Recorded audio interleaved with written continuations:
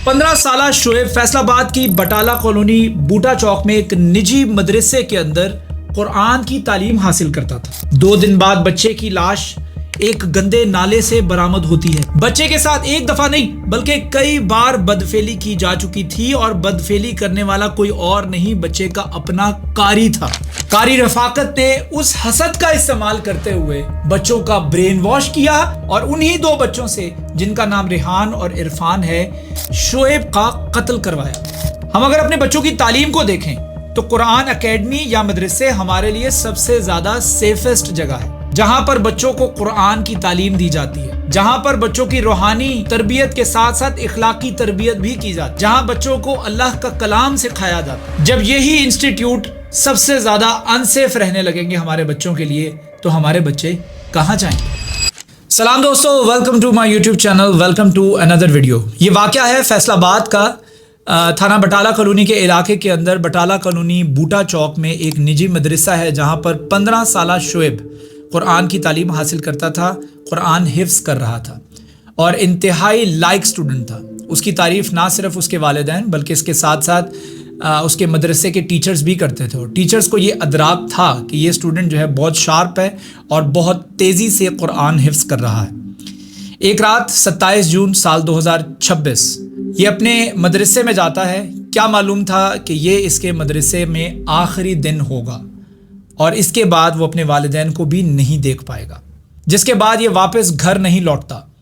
घर ना लौटने पर वालिदैन मदरसे से तहकीक करते हैं कि हमारा बच्चा अभी तक घर नहीं लौटा है।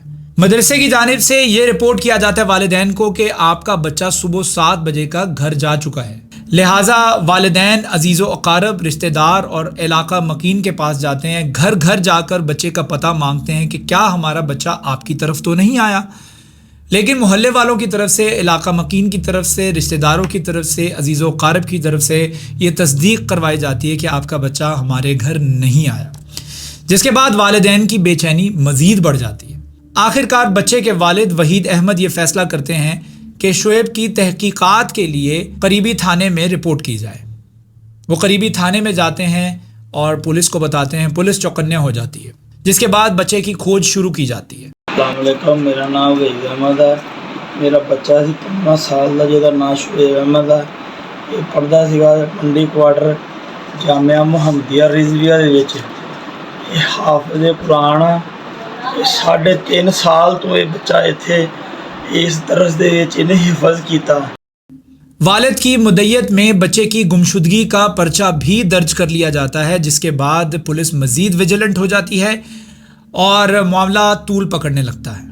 ये FIR 28 जून साल 2026 को करवाई गई, जिसकी शाम क्या मालूम था कि शोएब के वालिदैन के ऊपर सबसे ज़्यादा गमगीन तरीन शाम गुजरने वाली है। आखिरकार बच्चे की लाश एक करीबी गंदे नाले से बरामद होती है। पुलिस लाश मिलने के बाद तहकीकात शुरू कर देती है। वालिदैन से पूछ-पूछ होती है तो मालूम होता है कि बच्चा मदरसे में जाने के बाद घर वापस नहीं लौटा। मदरसे में छापा मारा जाता है, तहकीकात मज़ीद बढ़ा दी जाती है तो मालूम होता है कि बच्चे के साथ मज़ीद 2 स्टूडेंट्स थे जिनका नाम रेहान और इरफान था। वो इसके साथ ही कुरान की तालीम हासिल करते थे। उनसे कुछ तहकीकात की जाती है, उनको थाने बुलवाया जाता है, जिसके बाद वो भी बच्चे थे, ज़ाहिर बात है, तो वो इस चीज़ को एडमिट कर लेते हैं कि हमने ही शोएब का कत्ल किया है। यकीन कीजिए कि वो भी 2 बच्चे ही हैं। ये स्क्रीन पर आप उनकी तस्वीर देख सकते हैं। आपका दिमाग ये एक्सेप्ट करने के लिए तैयार है कि ये 15-16 साल के बच्चे, टीनेजर्स, किसी की जान ले सकते हैं। जी हाँ, इन्होंने एक 15 साला शोएब लड़के की जान ली है। और कैसे ली है ये अगर मैं आपको बता दूं तो आपकी रूह कांप जाए। एक बच्चे ने शोएब की टांगे बांधी हैं नाड़े के साथ और दूसरे बच्चे ने शोएब का गला दबाया है। दिमाग एक्सेप्ट करता है कि 15 साल के बच्चे ये हरकत कर सकते हैं? नहीं एक्सेप्ट करता ना। आपको बताता हूं, इन बच्चों से ये काम करवाया गया है।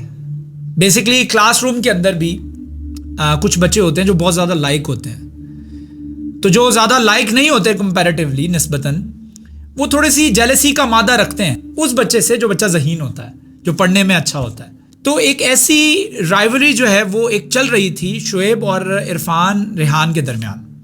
इरफान रेहान शोएब को पसंद नहीं करते थे اور ٹیچر کو ہمیشہ اس بات کا ادراک ہوتا ہے کہ کون سا بچہ لائق ہے اور کون سے باقی 2 بچے ہیں یا باقی 3 بچے ہیں یا پوری کلاس روم ہے جو اس بچے سے تھوڑی سی خار رکھتی ہے اور کس بنا پر رکھتی ہے. اس چیز کا ادراک ان کے ٹیچر رفاقت علی کو بھی تھا. یہ رفاقت علی وہ ہے جو کہنے کو تو قاری بھی ہے اور قرآن کا ٹیچر بھی ہے، لیکن میں سمجھتا ہوں کہ یہ اس شخص کے اوپر، اس ملعون کے اوپر الزام ہے کہ یہ قاری ہے، اس شخص کے اوپر الزام ہے کہ یہ استاد ہے، اس شخص کے اوپر الزام ہے کہ یہ ایک ٹیچر ہے. اس نے وہ حرکت کی ہے جس پر جو حقیقی ٹیچرز ہیں وہ انتہائی شرمندہ ہیں. یہ شخص جس کا نام رفاقت علی ہے، یہ بہت سے بچوں کے ساتھ بدفعلی کرتا رہا ہے ماضی میں، ایون کہ اس نے شعیب کو بھی اس بدفعلی کا نشانہ بنایا ہے، یہاں تک کہ وہ ریحان اور عرفان جو ہیں ان کو بھی بدفعلی کا نشانہ بنایا ہے. لیکن جب ٹیچر رفاقت علی کو یہ شک پڑنے لگا کہ شعیب جو ہے یہ تھوڑا سا سمارٹ بچہ ہے، ایسا نہ ہو کہ یہ بچہ جو ہے وہ اپنے والدین کو میرے بارے میں کچھ شکایت کر دے یا میری حقیقت کے اوپر سے پردہ اٹھا دے، لہٰذا اس رفاقت علی نے، اس ملعون نے ارادہ کیا کہ شعیب کا قصہ تمام کر دیا جائے. نہ رہے گا بانس نہ بجے گی بانسری. لیکن یہ کام رفاقت علی خود نہیں کرنا چاہتا تھا، لہٰذا اس نے ان 2 اسٹوڈنٹس کا استعمال کیا، عرفان اور ریحان کا، جو تھوڑی بہت خار رکھتے تھے شعیب کے لیے، جن کے دل میں تھوڑی بہت جیلسی کا مادہ تھا شعیب کے لیے. اس ٹیچر نے ان کو بھڑکانا شروع کیا اور اس حد تک ان کا برین واش کیا کہ وہ دونوں بچے ریحان اور عرفان اس چیز پر آمادہ ہو گئے کہ وہ شعیب کا قتل کریں گے. ایک بچہ یہ سوچے نا کہ میں دوسرے بچے کو تھپڑ مار دوں گا یا ڈنڈا مار دوں گا، یہ اور چیز ہوتی ہے، لیکن جان سے مار دوں گا، اس کو قتل کر دوں گا، یہاں تک آمادہ کر دینا.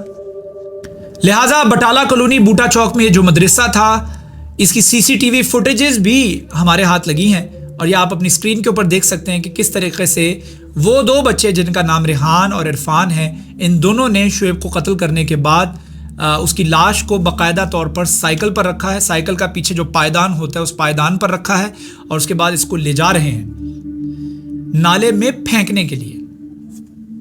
اور یہ مناظر، یہ ہولناک مناظر CCTV میں کیپچر ہو گئے.